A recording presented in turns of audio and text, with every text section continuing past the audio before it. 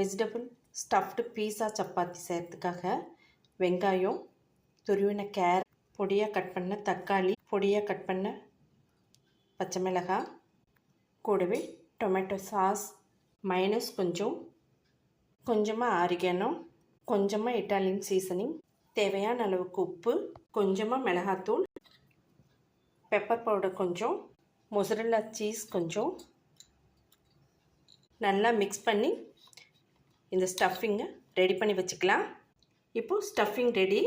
சப்பாத்தி திரட்டிக்கலாம். கொஞ்சம் பெரிய சைஸாகவே மாவு உருட்டிக்கலாம். கொஞ்சமாக நெய் தடவிக்கலாம். இப்போது நடுவில் ஸ்டஃபிங்கை வச்சுக்கலாம்.